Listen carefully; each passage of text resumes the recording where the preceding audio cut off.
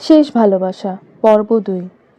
আভা প্রচুর চেষ্টা করছে অত্রকে নিজের কাছ থেকে সরানোর, কিন্তু কিছুতেই সরাতে পারছে না। আভা ২ হাত দিয়ে অত্রকে ধাক্কা দিচ্ছে। অত্র আবার ২ হাত শক্ত করে ধরে আবার গলায় মুখে অজস্র চুমু দিচ্ছে। একটু পর আভার হাত একটু ঢিলা হলে আভা বিছানার সাইডে রাখা ফুলদানি দেখতে পায়। ওটা হাতের কাছে পেয়ে অত্রের মাথায় সজোরে একটা বাড়ি মারে। বাড়ি খাওয়ার সাথে সাথে অত্র আভাকে ছেড়ে মাথায় হাত দিয়ে ব্যথায় কাতরাতে থাকে। আভা ছাড়া পেয়েই এক দৌড়ে আদ্রিতার রুমের দরজায় গিয়ে জোরে জোরে নক করতে থাকে। এত রাত্রে দরজায় নক করার শব্দে আদ্রিতার ঘুম ভেঙে যায়। তারপর ভয়ে ভয়ে সে উঠে বসে বলে, কে বাইরে? আমি তোর ভাবি, তাড়াতাড়ি দরজা খোল। আবার গলা শুনেই আদ্রিতা দৌড়ে এসে দরজা খুলে দেয়। আর দরজা খোলার সাথে সাথে আভা আদ্রিতাকে জড়িয়ে ধরে কান্না করে দেয়। ঘটনার আকস্মিকতায় আদ্রিতা অবাক হয়ে জিজ্ঞেস করে, কি হয়েছে ভাবি, তুমি কান্না করছো কেন? আভা কান্না করতে করতে বলে, তোমার ভাই মদ খেয়ে এসে আমার সাথে অসভ্যতামি করেছে, আমি ওকে মেরেছি। কি বলো ভাবি? ভাইয়া মদ খাওয়া তো দূরের কথা, নামও শুনতে পারে না।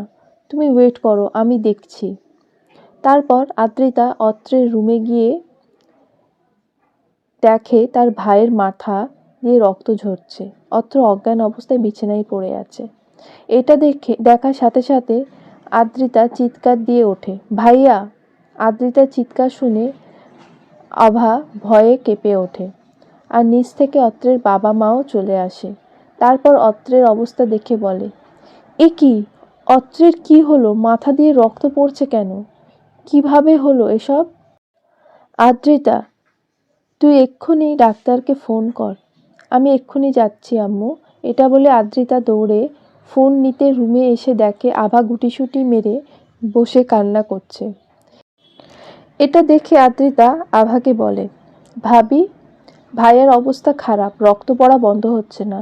তুমি তাড়াতাড়ি ভাইয়ার কাছে যাও, আমি ডক্টরকে ফোন করছি। কিন্তু আব্বু আম্মু যদি কিছু জিজ্ঞেস করে তখন আমি কি উত্তর দেব? এখন এসব নিয়ে কিছু বলার দরকার নেই, আগে ডক্টরকে আসতে দাও, তারপরে দেখা যাবে। আচ্ছা ঠিক আছে। এটা বলে আভা নিজের রুমের দিকে পা বাড়ায়, কিন্তু তার পা যেন একদমই চলতে চাইছে না। কোনো মতে সে রুমের দরজার পাশে এসে দাঁড়িয়ে কিন্তু রুমের ভেতরে ঢোকার সাহস পাচ্ছে না। একটু পরে আদ্রিতা ডাক্তারকে ফোন করে হাতে একটা ফার্স্ট এড বক্স নিয়ে এসে দেখে আভা এখনও বাইরে দাঁড়িয়ে আছে। তাই সে আবার হাত ধরে টেনে ভেতরে নিয়ে যায়। ওদের দেখে আত্রের আব্বু বলে, কিরে আদ্রিতা, ডক্টরকে ফোন করেছিস? আর আভা কোথায় ছিল এতক্ষণ? এটা শুনে আভা কিছু বলার আগেই আদ্রিতা বলে ওঠে, হ্যাঁ, ডক্টরকে ফোন দিয়েছি, আর ভাবি আমার রুমে গেছিল ফার্স্ট এড বক্স আনতে। আভাকে দেখতেই অত্রের বাবা বলল, আভা, তুমি তো রুমে ছিলে, এসব কিভাবে হলো? আসলে বাবা, এখন এসব কথা কিভাবে বলবো? আল্লাহ, তুমি আমার সহায় হও, কথাটা মনে মনে বলল আভা। তখনই আদ্রিতা এসে বলে, বাবা, ভাইয়া আজ অতিরিক্ত ড্রিঙ্কস করে বাসায় এসেছে, যার ফলে টাল সামলাতে না পেরে পড়ে গিয়ে মাথা ফেটেছে। কি বলছিস এসব? অত্র তো কখনো ড্রিঙ্কস ছুঁয়েও দেখে না, আজ হঠাৎ এসব করলো কেন? সেটা তো জ্ঞান ফিরলেই জানা যাবে। এখন একটু চুপ করো, আপাতত রক্ত বন্ধ করার ব্যবস্থা করতে হবে। এটা বলে আদ্রিতা আভার দিকে তাকিয়ে ফার্স্ট এড বক্স নিয়ে অত্রের পাশে বসে তুলো দিয়ে রক্ত পরিষ্কার করতে থাকে। তার কিছুক্ষণ পর ডাক্তার চলে আসে। তারপর সব ঘটনা শোনে। কাটা জায়গা পরিষ্কার করে দিয়ে ব্যান্ডেজ করে দেয়, আর কিছু ওষুধ দেয়। অত্রের আব্বু বলে, ডক্টর, ভয়ের কোনো কারণ নেই তো? না মিস্টার আশরাফ আহমেদ, ভয়ের কোনো কারণ নেই। আসলে রক্ত পড়েছে ঠিকই, কিন্তু কাটাটা তেমন গভীর নয়। কিন্তু এখনও যে জ্ঞান ফিরছে না। আসলে অত্র একটু বেশি ড্রিঙ্কস করে ফেলেছে, তাইও অজ্ঞান হওয়ার পেছনে মাথা ফেটে যাওয়ার থেকে নেশাটা বেশি কাজ করছে। এখন ঘুমোতে দিন, ঘুম ভাঙলেই আশা করি সব ঠিক হয়ে যাবে। এখন অনেক রাত, আমাকে তাড়াতাড়ি বাসায় ফিরতে হবে। ওষুধগুলো ঠিকমতো খাওয়াবেন। আর কোনো অসুবিধা হলে অবশ্যই আমাকে ফোন দেবেন। আমি এবার আসি। আচ্ছা চলুন, আপনাকে গেট পর্যন্ত এগিয়ে দিয়ে আসি। তারপর আশরাফ আহমেদ আর ডক্টর রুম থেকে বের হয়ে যায়। তখন অত্রের আম্মু বলে, আভা, আজ সারাদিন তোমার উপর অনেক ধকল গেছে, তুমি এখন যাও। আজ আদ্রিতার রুমে গিয়ে ঘুমিয়ে পড়ো। আমি অত্রের সাথে আছি। কিন্তু মা, কোনো কিন্তু নয়, আমি যেটা বলছি সেটা শোনো। আমি আর একটা কথাও শুনতে চাই না। এটা শুনে আভা চুপচাপ অদ্রিতার রুমে চলে যায়। তারপর অদ্রিতার রুমে ঢোকার পরেই তার হাত ধরে বলে, থ্যাঙ্কস অদ্রিতা, তোমার জন্য এখন বড় বাঁচা বেঁচে গেছি। কিন্তু কাল ওনার জ্ঞান ফেরার পর কি হবে জানি না। এসব নিয়ে তোমাকে অত টেনশন করতে হবে না, কাল এ নিয়ে কথা বলা যাবে। এখন চুপচাপ ঘুমাও। সকালে অত্রের ঘুম ভাঙতেই মাথা ঝিমঝিম এর সাথে সাথে মাথায় হালকা ব্যথা অনুভব করেছে। তারপর মাথায় হাত দিতেই বুঝতে পারে তার মাথায় ব্যান্ডেজ করা। পরক্ষণেই তার গত রাতে সব কথা মনে পড়ে যায়। সে তার ভুল বুঝতে পারে। সকাল থেকে অত্র আভাকে খুঁজছে একবার সরি বলার জন্য। আভা অত্রের রুমে আসতে অত্র আভাকে নিজের কাছে ডাকে। আভা চুপচাপ অত্রের কাছে যায়। শোনো আভা, গতকাল তোমার সাথে খারাপ ব্যবহারের জন্য আমি রিয়েলি সরি। আসলে আমি নিজের মধ্যে ছিলাম না, অতিরিক্ত ড্রিঙ্কস করে ফেলেছিলাম। জানো, আমি কখনো এই নামটা শুনতেও পারতাম না, আর এখন থেকে এটাই হবে আমার রোজকার সঙ্গী। যদি কিছু মনে না করেন তাহলে আমি কি জানতে পারি এসবের কারণ কি? অত্র আভাকে তার আফরার সাথে সম্পর্কে সব কথা শেয়ার করলো। আর এটাও বলে আজ আফরার বিয়ে। আভা মনে মনে ভাবলো, একটা মানুষ কিভাবে এতটা ভালোবাসতে পারে। একসাথে না থাকলেও ভালোবাসার মানুষটিকে সারা জীবন ভালোবাসা যায়। এর মধ্যে অত্রের মা শাহানুর বেগম খাবার নিয়ে এসে হাজির। আভা, এই ধরো, এগুলো অত্রকে খাইয়ে ওষুধ খাইয়ে দাও। মা, আপনি খাইয়ে দিন। এটা বলে অভা নিজে লজ্জা পেল। সরি মা, দিন আমাকে। মা, আমার ব্যথা মাথায় লেগেছে, হাতে না, দাও আমাকে, আমি নিজে খেতে পারবো। আচ্ছা নে ধর। বলেই অত্রের মা চলে যেতে নিলেই আভা বলল, মা, আমিও আসছি। আচ্ছা চলো। দুপুরে অত্রের ফোনে আফরার কল এসেছে দেখেই অত্র খুশিতে পাগল প্রায়। কল রিসিভ করতেই যতটা খুশি হয়েছিল তার চেয়ে বেশি কষ্ট পেতে হলো। অত্র, আজ তুমি আর তোমার বউ আমার বিয়েতে চলে এসো। আমি আমার বিয়েতে তোমাকে আমার সামনে দেখতে চাই। প্লিজ এসো অত্র। অত্রের গলা দিয়ে যেন কোনো কথা বের হচ্ছে না, তবুও উত্তরে বলল, অবশ্যই আসবো। আমিও আমার ভালোবাসার মানুষকে বউ সাজে দেখতে চাই। না চাওয়া সত্ত্বেও অত্র চোখ দিয়ে পানি গড়িয়ে পড়ল। আচ্ছা অত্র, ভালো থেকো, ঠিক সময়ে চলে এসো। আভা রুমে আসতেই অত্র আভাকে তৈরি হতে বলে। আভা প্রশ্নে উত্তরে অত্র বলে, আফরা কল করেছিল, ইনভাইট করলো তোমাকে আমাকে ওর বিয়েতে যেতে বলেছে। তাই সময় নষ্ট না করে তাড়াতাড়ি তৈরি হয়ে নাও। আপনি যাবেন এই বিয়েতে, সহ্য করতে পারবেন তো? বেশি কথা না বলে তাড়াতাড়ি রেডি হও। আমি যাব না। আচ্ছা যাব। এত রাগ করছেন কেন? আপনি অসুস্থ তাই রাজি হলাম, না হলে কখনো আপনার সাথে যেতাম না। আবার একটা সুন্দর লাল রঙের শাড়ি পরলো। অত্র রেডি হয়ে নিল। নিচে নামতেই অত্রের বাবা বলল, অত্র তুই এই অবস্থায় কোথায় যাচ্ছিস? বাবা, একটা ইনভিটেশন আছে, যেতে হবে। আর আমি এখন ঠিক আছি, তোমরা চিন্তা করো না, আভা যাচ্ছে আমার সাথে। চারিদিকে ঝলমলে আলো, ফুল দিয়ে সাজানো স্টেজে আফরা বউ সেজে বসে আছে। অত্র নকল হাসি দিয়ে আফরাকে শুভেচ্ছা জানালো। আভার সাথে পরিচয় করিয়ে দিল। অত্রের চোখের সামনে আফরার বিয়ে হয়ে গেল। অত্র আফরার কাছে গিয়ে বলল, মেড ফর ইচ আদার, ভালো থেকো, সুখে থেকো আফরা। অত্র আবার হাত ধরে আর এক মুহূর্ত না দাঁড়িয়ে চলে আসলো। অত্র ব্যালকনিতে দাঁড়িয়ে চোখের পানি ফেলছে। আভা এসে পেছন থেকে অত্রের কাঁধে হাত রাখলো আর বলল, ভালোবাসার মানুষকে না পাওয়ার কষ্ট এটা আমার থেকে বেশি আর কেউ বুঝবে না। অত্র চোখ মুছে পেছন ফিরে প্রশ্নসূচক দৃষ্টিতে আভার দিকে তাকিয়ে আছে। জানতে চান আমার ভালোবাসার মানুষ রাজ্যের কথা? তোমার ভালোবাসা মানে? হ্যাঁ, আমিও একজনকে ভালোবাসি। ওর নাম ছিল রাজ্য। ছিল মানে এখন নেই? না, আমার ভুলের জন্য আমি ওকে চিরতরে হারিয়ে ফেলেছি। তোমার পুরো কাহিনীটা বলো তো। বসুন এখানে, বলছি আমার রাজ্যের কথা। তারপর দুজনে ব্যালকনিতে মুখোমুখি বসলো। আপনি হয়তো জানেন আমার বাবা একজন সরকারি চাকরিজীবী, তাই প্রায় বাবার ট্রান্সফার হতো আর আমরাও চলে যেতাম এক জেলা থেকে অন্য জেলায়। আমি যখন ইন্টার প্রথম বর্ষে পড়ি তখন আমরা খুলনায় থাকতাম। আমরা যে এলাকায় থাকতাম ওই এলাকার এক সুনামধন্য পরিবারের ছেলে ছিল রাজ্য। ওই এলাকার মার্কেটের বেশিরভাগ দোকানই ছিল রাজ্যের বাবার। একদিন কলেজ থেকে ফেরার সময় আমি রাজ্যেদের একটা চুড়ির দোকানে যাই। তখন রাজ্য আমাকে প্রথম দেখে আর প্রথম দেখেই ভালোবেসে ফেলে। তারপর থেকে আমি যেখানেই যেতাম আমার আগে পিছে ঘুরঘুর করতো সব সময়, আমাকে ফলো করতো। কিন্তু আমি কখনোই পাত্তা দিতাম না, বরং ওর প্রতি আরও বিরক্ত হতাম। কারণ আমি তখন প্রেম ভালোবাসায় একদম বিশ্বাস করতাম না। আর বড়লোকের ছেলেদের তো আরও পছন্দ করতাম না, কারণ আমার ধারণা ছিল বড়লোকের ছেলে মেয়েরা শুধু টাইম পাস করার জন্য প্রেম করে। এতটুকু বলে আভা থেমে যায়। তাই অত্র জিজ্ঞেস করে, তারপর কি হলো? তারপর রাজু কোনোভাবে আমার নাম্বার জোগাড় করে আর দিনের মধ্যে হাজারবার আমাকে ফোন দিয়ে ওর ভালোবাসা বোঝানোর চেষ্টা করে। আমি ওর অনেকগুলো নাম্বার ব্লক লিস্ট করি।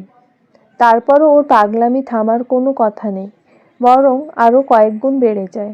এইরকমভাবে কেটে যায় কয়েক মাস। আর এই কয়েক মাসে রাজ্যের পাগলামিগুলো আমার প্রতিদিনের সঙ্গী হয়ে যায়। প্রথম ওর পাগলামিগুলো আমার কাছে বিরক্ত লাগলেও ধীরে ধীরে ওগুলো আমার অভ্যাস হয়ে যায়। প্রতিদিন প্রপোজ করা, সব জায়গায় ফলো করা, হাজারবার ফোন করা, মেসেজ করা, এগুলো ছিল রাজ্যের প্রতিদিনের রুটিন। পাগল একটা। এটুকু বলে আভা হেসে ফেলে। ওর হাসি দেখে অত্র জিজ্ঞেস করে, তারপর কি হয়? তুমি ওর প্রপোজাল অ্যাকসেপ্ট করেছিলে? অত্রের প্রশ্ন শুনে আভা একটা দীর্ঘশ্বাস ফেলে উত্তর দেয়, না। তারপর কি হয়েছিল? তারপর একদিন রাতে রাজ্য আমাকে কল করে। আমি রিসিভ করি না। ও টেক্সট করে, প্লিজ আভা কল রিসিভ করো। আমিও আর ওকে ঘোরালাম না। কল রিসিভ করতেই, আচ্ছা আমি কি করলে তুমি বিশ্বাস করবে আমি তোমাকে সত্যিই ভালোবাসি? শুনুন, এসব ভালোবাসা বলে দুনিয়াতে কিছু নেই। শুনুন, এসব ভালোবাসা বলে দুনিয়াতে কিছুই নেই। আছে, ভালোবাসা আছে বলে এখনো দুনিয়াটা টিকে আছে। তুমি চাইলে আমার ভালোবাসার পরীক্ষা নিয়ে দেখতে পারো। আমার ভালোবাসার জন্য আমি জীবনও দিতে পারি। নিজের জীবনের থেকেও বেশি তোমাকে ভালোবাসি। বিশ্বাস করো আভা। ও মা, তাই নাকি? এসব শুধু সিনেমাতেই হয়, বাস্তবে না। আর এসব মুখে বলা যায়, কিন্তু করা অতটা সহজ নয়। ওকে, বিশ্বাস করলে না তো? যখন আমি থাকবো না তখনই তুমি আমার ভালোবাসা বুঝবে। I love you Abha, I love you more than my life. বলেই ফোনটা কেটে দিল। আমিও বললাম, পাগল একটা। এতদিনে এটুকু বুঝতে পেরেছিলাম রাজ্য ছাড়া আমি অচল। ওকে কবে যে এই মনের ভালোবাসার আসনে বসিয়ে ফেলেছি নিজেই বুঝতে পারিনি। আমিও মনে মনে ভেবে রেখেছি প্রতিদিনের মতো কাল সকালে রাজ্য ফুল নিয়ে আমাকে প্রপোজ করার আগেই আমি ওকে প্রপোজ করব। আমার ভালোবাসার কথা ওকে জানাবো। আর দূরে দূরে রাখবো না আমার পাগলটাকে। এসব ভাবতে ভাবতেই কখন যে ঘুমিয়ে পড়ি।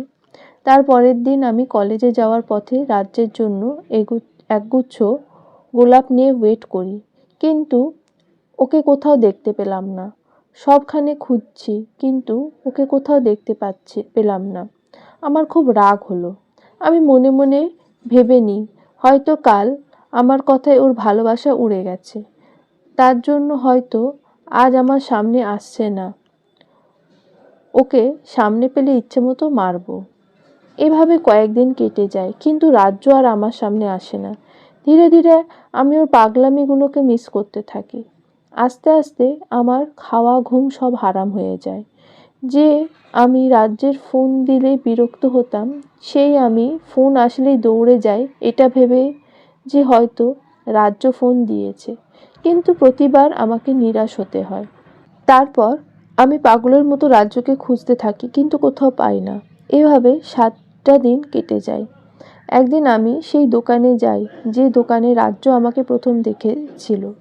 কিন্তু ওখানে গিয়ে আমি অবাক হই, কারণ মার্কেটের রাজ্যদের যে কয়টা দোকান ছিল সবগুলো বন্ধ।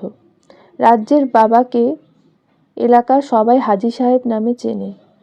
তাই আমি কোনো উপায় না পেয়ে পাশের একটা দোকানে গিয়ে জিজ্ঞেস করি, আচ্ছা ভাইয়া, হাজি সাহেবের সবগুলো দোকান আজ বন্ধ কেন?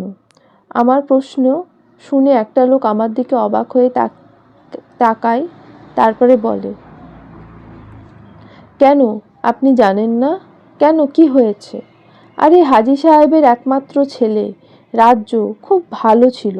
ছেলেটা যেমন সুদর্শন তেমনি মধুর ব্যবহার। কিন্তু কেন যেন ছেলেটা সুইসাইড করতে গেল। বেচারা অকালে প্রাণটা হারালো। ওর ব্যাপারে শুনে খুব খারাপ লাগলো।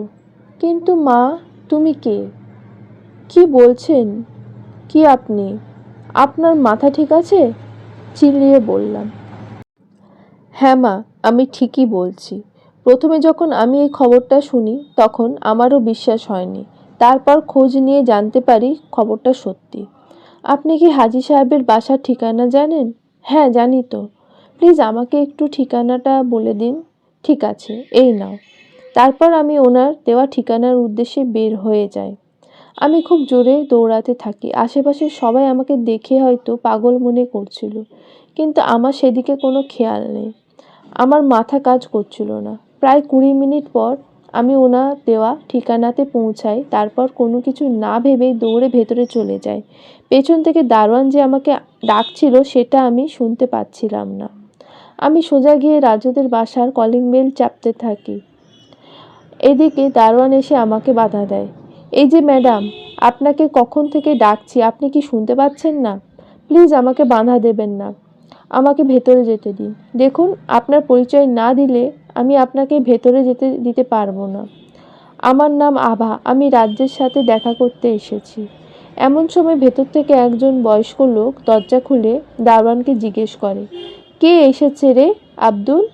বড় সাহেব, দেখুন না, এই মেয়েটা বলছে সে নাকি ছোট সাহেবের সাথে দেখা করতে চায়। নাম বলছে আভা। আভা নামটা শোনার সাথে সাথে লোকটার মুখ কালো হয়ে যায়। তারপরে বলে, আব্দুল, ওকে যেতে বল। ওনার কথা শুনে আমি বুঝতে পারি যে উনি রাজ্যের বাবা। তাই আমি দৌড়ে গিয়ে ওনার সামনে বসে হাত জোড় করে কান্না করে বলতে থাকি, প্লিজ আঙ্কেল, আমাকে একবার রাজ্যের সাথে দেখা করতে দিন। ওর সাথে দেখা করেই আমি চলে যাব। তখন ভেতর থেকে একজন বয়স্ক মহিলা বের হয়ে এসে বলে, কে এই মেয়ে? এখানে কি চায়? ওনার প্রশ্নের উত্তরে রাজ্যের বাবা বলে, রাজ্যের মা, এ হলো আভা। তুমি? ও, তুমিই তাহলে সেই আভা যার জন্য আমার ছেলেটা আমাদের ছেড়ে চলে গেছে? কি বলছেন আন্টি, ছেড়ে গেল মানে? ও, আমার ছেলেটাকে মৃত্যুর মুখে ঠেলে দিয়ে এখন আবার না বোঝার নাটক করছো? সত্যি আন্টি, আমি কারোর কথায় বুঝতে পারছি না। আর রাজ্যের কিছু হতে পারে না। আপনারা সবাই আমাকে মিথ্যা বলছেন। কি, এত বড় কথা? তোমার কি মনে হয় আমার ছেলের মৃত্যু নিয়ে আমরা তোমার সাথে নাটক করছি? এসো আমার সাথে, এখানে বসো, আমি এখনই আসছি। এটা বলে রাজ্যের আম্মু আমাকে নিচে বসিয়ে রেখে উপরতলায় চলে যায়। একটু পরে হাতে একটা ডায়েরি নিয়ে ফিরে আসে, আমার হাতে দিয়ে বলে, এটা পড়ো। আমি এটা বলে রাজ্যের আম্মু আমাকে নিচে বসিয়ে রেখে উপরতলায় চলে যায়। একটু পরে হাতে একটা ডায়েরি নিয়ে ফিরে এসে আমার হাতে দিয়ে বলে, এটা পড়ো। আমি ডায়েরিটা হাতে নিয়ে পৃষ্ঠা উল্টাতে থাকি আর অবাক হতে থাকি, কারণ ডায়েরির প্রতিটা পাতায় ছিল আমাকে নিয়ে লেখা। আমাদের প্রথম দেখা হওয়ার থেকে সব কিছু ডায়েরিটাতে লেখা আছে। পড়তে পড়তে আমি একটা পাতায় এসে আটকে যাই, কারণ ওই পাতাটাতে সেদিন রাতে রাজ্যের সাথে আমার যে কথাগুলো হয়েছে সে সব লেখা আছে।